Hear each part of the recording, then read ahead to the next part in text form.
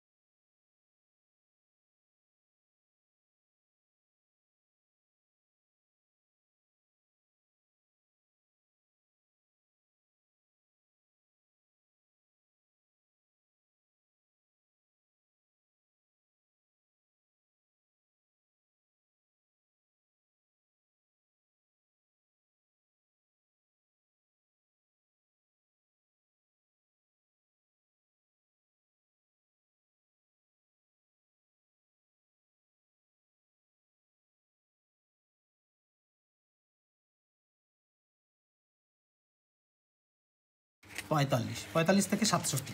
দেখো এই যে পথের দাবি 45 থেকে 67। এই পথের দাবি গল্পের আবার বড় প্রশ্ন আমরা চয়েস করব। দেখো বড় প্রশ্নগুলোর মধ্যে যে ধরনের কোশ্চেন আসার মতো, এই যে এখানে দেখো একটা চরিত্র আসার মতোই, দেখো পথের দাবি গদ্যাংশে অবলম্বনে নিমাইবাবু চরিত্রটি পরিচয় দাও। এই প্রশ্নটা 5 নম্বর প্রশ্ন, 49 পাতা, রায় মার্টিন।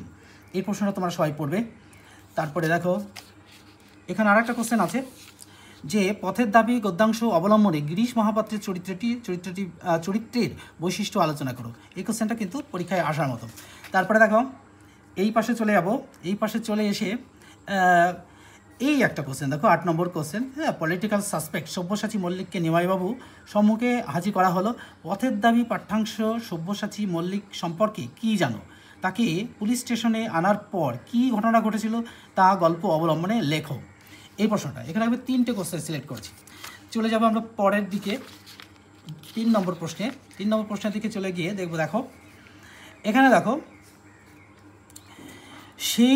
কেবল সেই জন্যই যেন সে আজও বাঁচিয়া আছে প্রসঙ্গ সহ উক্তিটির তাৎপর্য লেখো। এই 6 নম্বর কোশ্চেন পাতা 55। এই 55 পাতা 6 নম্বর কোশ্চেনটা পড়বে। আবার দেখো এখানেও একটা সুন্দর কোশ্চেন, এই কোশ্চেনটা অনেক স্কুলেই আসে, পরীক্ষাতেও এসেছে অনেকবার। দেখো বাবুটির স্বাস্থ্য গেছে কিন্তু শখ 16 আনায় বজায় আছে, তা স্বীকার করতেই হবে। বাবুটিকে তার শখ যে বজায় আছে তা কিভাবে বোঝা গেল? এই প্রশ্নটা করবে। পরের পাতায় চলে যাব। পরের পাতায় চলে গিয়ে দেখো এখানে একটা আছে এত বড় বন্ধু। এই যে 21 নম্বর কোশ্চেন পাতা 57। কাকে এত বড় বন্ধু, কাকে কেন এত বড় বন্ধু বলা হয়েছে? এই প্রশ্নটা। তারপরে চলে যাব পরের পাতায় গিয়ে আমরা চয়েস যেগুলো কোশ্চেনগুলো করে রেখেছি সেই কোশ্চেনগুলোর মধ্যে এই দেখো এখানে একটা কোশ্চেন আছে, মনে হলো দুঃখে লজ্জায় ঘৃণায় নিজেই যেন মাটির সঙ্গে মিশে যায়, তো উক্তিটির তাৎপর্য লেখো। এর এগেনস্টে কিন্তু অন্যভাবে কোশ্চেন আসতে পারে। এই সুখবরের তারা সব খুশি হয়ে যায়, খুশি হয়ে গেল, কারা কেন খুশি হয়ে গেল?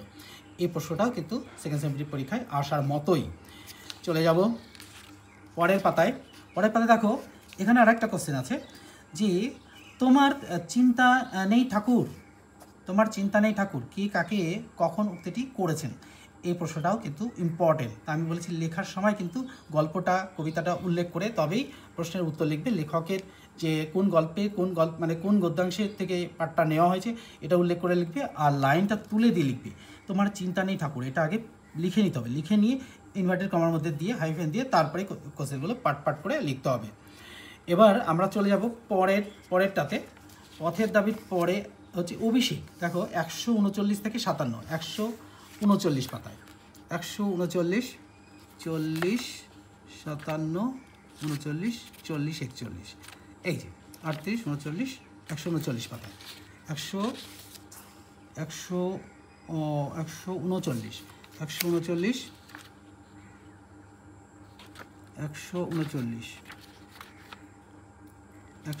139 পাতায় চলে যাব। 139 পাতায় গিয়ে 38, 39, এই যে অভিষেক গল্প। দেখো মাইকেল মধুসূদন দত্তের লেখা এই গল্পটা আমরা সবাই পড়েছি। পড়ার পরে আমরা অনেক কোশ্চেন পড়েছি, কিন্তু কোশ্চেন পড়ার মধ্যেও কিন্তু আমাদের একটু বাছাই পর্বটা সারতেই হয়। যে বাছাই পর্বটা না সারলে আমরা সব কোশ্চেন পড়ে উঠতে পারবো না। তাই পরীক্ষার একদম মুহূর্তে এসে আমরা সব কোশ্চেনের উত্তর পড়তে পারবো না, তাই বাছাই কিছু কোশ্চেন আমরা সিলেক্ট করে রেখেছি। এখানে দেখো এই গল্পের অর্থাৎ অভিষেক পাঠ্যাংশে বা কাব্যাংশে ইন্দ্রজিৎ চরিত্রের পরিচয় দাও। এটা বড় প্রশ্ন। এটা লিখবে কোন গল্পের কোন কাব্যগ্রন্থের কততম পর্ব থেকে এটা নেওয়া হয়েছে এবং সেটা কবিতায় লিখে নিয়ে অর্থাৎ প্রশ্নের মধ্যে লিখে নিয়ে তার প্রশ্নটা উত্তর দেবে। আর পাঠ করে যেমন ভাগ দিয়েছি এখানেও এইভাবে করে লিখতে পারবে, তবে এতটা বিস্তারিত না লিখেও এখানে দেখো দেশপ্রেমে কর্তব্য পরায়ণ, এখানে তুমি তোমরা অতটা বেশি করে লিখতে না পারলেও সামান্য কিছুটা লিখে দিয়ে ছেড়ে দিলেও হয়ে যাবে। আর আদর্শ স্বামী প্রেমিক অর্থাৎ স্বামী প্রেমিক যে স্বামী হিসাবে যে ইন্দ্রজিৎ কেমন ছিল সেটাও কিন্তু এটা কবিতার মধ্যে এই গল্পের মধ্যে তুলতে হবে, লেখালির মধ্যে তুলে দিতে হবে। এবার দেখো পরে চলে যাব, আরেকটু পরে এসে আমরা চলে এসেছি এই দিকে আরও পরে আরও পরে আরও পরে আরও পরে এখানে আসব, এসে আমরা এই যে এই পাতাতে এই যে ধিক হা ধিক মোর, বক্তা কেন নিজেকে ধিক্কার জানিয়েছে। 8 নম্বর কোশ্চেন, ডায়মার্টিন অভিষেক 144 পাতা। এই 144 পাতা ধিক মোর, বক্তা মানে কেন নিজেকে ধিক্কার জানিয়েছে, বক্তার চরিত্রের কোন দিক কবিতাটিতে প্রকাশ পেয়েছে লেখো।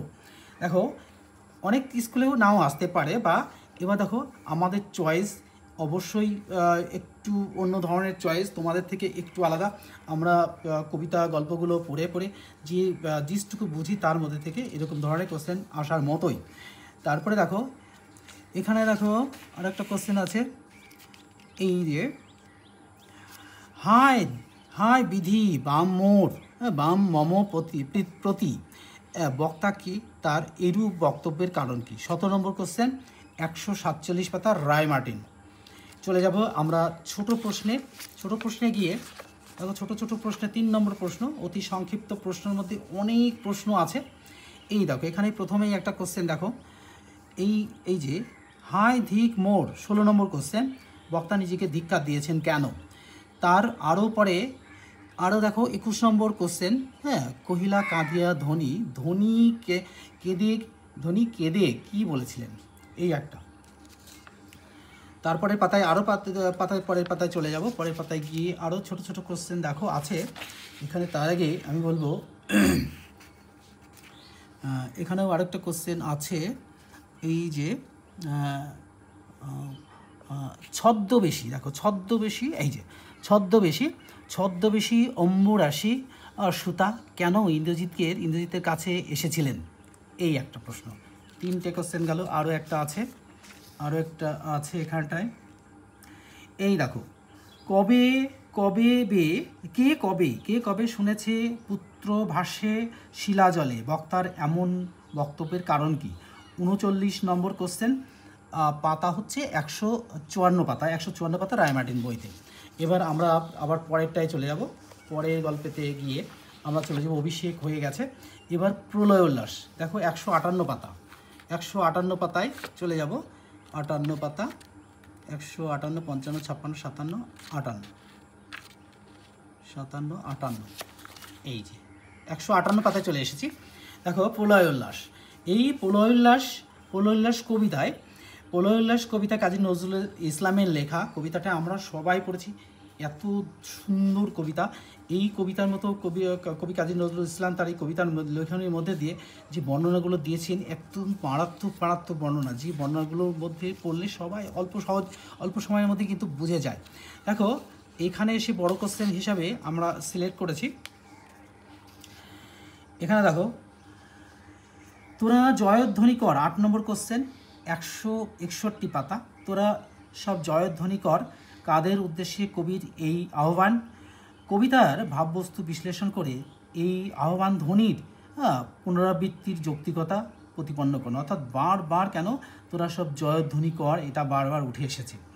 এই কোশ্চেনটাও কিন্তু ভেরি ইম্পর্টেন্ট কোশ্চেন।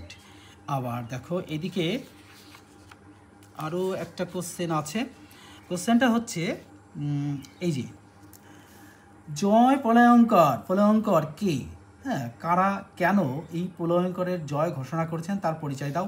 16 নম্বর কোশ্চেন, পাতা 164। এই 164 পাতার প্রশ্নটা, এই 16 নম্বর প্রশ্নটা তোমরা পড়বে। আর একটা কোশ্চেন আছে,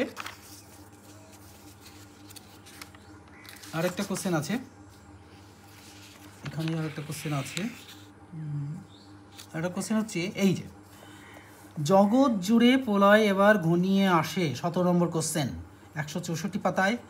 প্রলয় ঘনিয়ে আসে কেন, অতীতাংশটি কবি আর যে প্রতিবাদ ধ্বনিত হয়েছে তার নিজের ভাষায় লেখো।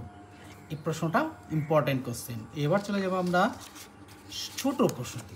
দেখো ছোট প্রশ্নের মধ্যে আজ থেকেই আমাদের এখানে কিন্তু অনেক ছোট প্রশ্ন আছে, 3 নম্বর প্রশ্নতে ভর্তি, কিন্তু তার সত্ত্বেও আমরা কিছু বাছাই কোশ্চেন সিলেক্ট করব, সেই যেগুলো পরীক্ষায় আসার মতো। এই দেখো প্রথমেই একটা কোশ্চেন, 1 নম্বর কোশ্চেন, 166 পাতায় 3 নম্বর প্রশ্নের মান, তোরা সব জয়ধ্বনি কর, তোরা কারা, কবি তাদের জয়ধ্বনি করতে বলেছেন কেন, এই একটা কোশ্চেন। তারপরে দেখো আরেকটা কোশ্চেন, 12 নম্বর কোশ্চেন, হ্যাঁ, বিশ্বপাতার বক্ষ কোলে, বিশ্বপাতাকে তার বুকে কোলে কার, হ্যাঁ, কার কেন অবস্থান, এই একটা কোশ্চেন। তারপরে দেখো আরেকটা কোশ্চেন এখানে আছে, এই যে, বিন্দু তাহার নয়ন জলে সপ্ত মহাসিন্ধু দোলে কপোত তলে, নয়ন জলে বলতে কি বোঝানো হয়েছে, সপ্ত মহাসিন্ধু কেন কপোল তলে দোলে, এই একটা। আর একটা কোশ্চেন দেখো, ধ্বংস দেখে ভয় কেন তোর, প্রলয় নতুন সৃজন বেদন, কবি কাদের ধ্বংস দেখে ভয় করতে বারণ করেছেন, এইরূপ বলার কারণটা কি, এই প্রশ্নটাও ইম্পর্ট্যান্ট কোশ্চেন। আর এখান থেকে আরেকটা কোশ্চেন আমি সিলেক্ট করেছি, সেই কোশ্চেনটা হলো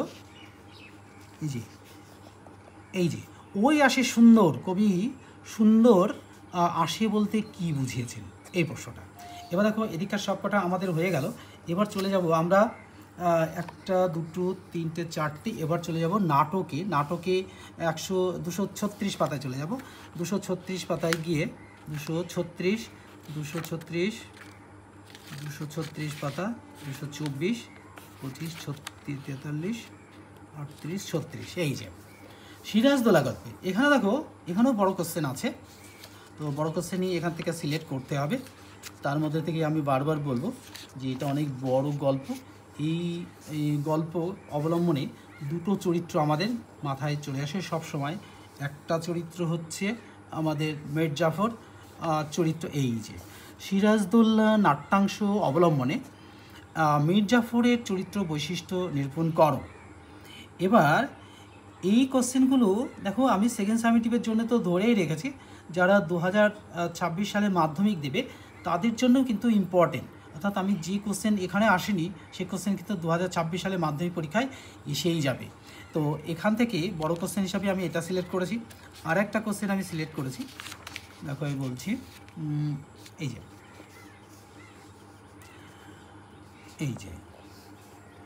এই যে স্পর্ধা তোমাদের আকাশস্পর্শী হয়ে উঠেছে, কার স্পর্ধা কিভাবে আকাশস্পর্শী হয়ে উঠেছে। বড় বড় স্কুলে তো এ ধরনের কোশ্চেন আসেই, তো মাধ্যমিক পরীক্ষার জন্যও এটা ইম্পর্ট্যান্ট কোশ্চেন। তাই আমি বলবো এই কোশ্চেনগুলো, এই কোশ্চেনটার নম্বর হচ্ছে 13 নম্বর কোশ্চেন, 244 পাতা, সিরাজদৌল্লা গল্পের। দেখো এখানে লেখার আগে গল্পের সিরাজদৌল্লা গল্পের লেখক সম্পর্কে কিছুটা জানতে হবে, আর গল্পটা কোথা থেকে কোন কাব্যগ্রন্থের অন্তর্গত এটা প্রথমেই উল্লেখ করতে হবে। এই যে এখানে গল্পের লেখক নাট্যকার শচীন্দ্রনাথ সেনগুপ্ত রচিত নাট্যাংশের এই যে মুর্শিদাবাদের নবাব সিরাজদৌল্লা গল্প, তো এই সিরাজদৌল্লা গল্পের এই সিরাজদৌল্লা সম্পর্কেও জানতে হবে একটু, তাহলে কোশ্চেনগুলোর মধ্যে আমরা এখানে যা যা আছে তার সাথে সাথে কোথা থেকে সংকলিত হয়েছে বা চয়নিত হয়েছে, নেওয়া হয়েছে, এই কথাগুলো কিন্তু উল্লেখ করে দেবো। উল্লেখ করে দিলে পরে কী হবে, উল্লেখ করে দিলে কিন্তু এক্সামিনার খুব খুশি হবেন। আচ্ছা, এখানে আরেকটা কোশ্চেন আমি দেবো, তোমাদের দেবো আরেকটা কোশ্চেন দেবো, এখানেই আরেকটা কোশ্চেন দেব, এই যে সেকেন্ড সামেটিভের জন্য এটা আসার মতোই। দেখো ওখানে কি দেখছো মূর্খ, 34 নম্বর কোশ্চেন, 249 পাতা। বিবেকের দিকে চেয়ে দেখো, বক্তা কে, উদ্ধৃতিটি ব্যক্তির প্রতি বক্তার কীরূপ মনোভাব লক্ষ্য করা যায়।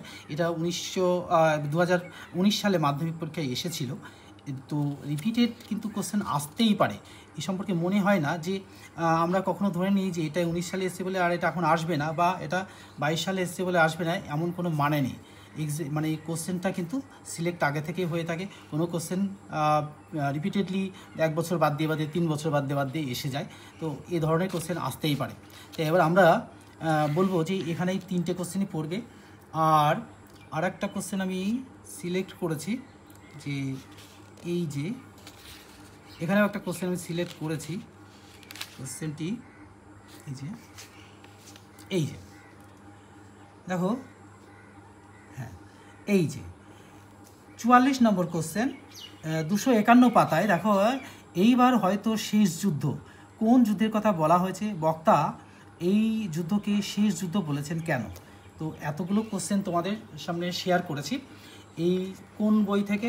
রায় মার্টিনের বই থেকে, সাহিত্য বিচিত্রা। হ্যাঁ, এই বই থেকে আমি তোমাদের সামনে শেয়ার করেছি। আর আমি বলবো যে অল্প সময়ের মধ্যে তোমরা কোশ্চেনগুলো সংক্ষেপে একটু দেখে নেবে। তোমরা তো দেখেছোই, তার মধ্যে থেকেও আমি বলবো যে এই প্রশ্নগুলো একটু দেখবে, কারণ এই প্রশ্নগুলো সেকেন্ড সামেটিভ তথা 2026 সালে মাধ্যমিকের পক্ষে কিন্তু খুবই প্রয়োজন। তাই আমি তোমাদেরকে শেষবারের মতোই বলছি যে এই প্রশ্নগুলো পরীক্ষায় আসার মতোই, এগুলো এখানে না আসলে 2026 সালে মাধ্যমিক পরীক্ষার মধ্যে এখান থেকেই কিন্তু পেয়ে যাবে। তাহলে এই আজকের এই ভিডিওটি তোমাদের কেমন লাগলো তা অবশ্যই কমেন্ট বক্সে লিখবে আর বন্ধুদের মধ্যে শেয়ার করে দেবে। আর এইরকম ভিডিও নিয়ে পরে আবার তোমাদের সামনে হাজির হচ্ছি। Good bye friends.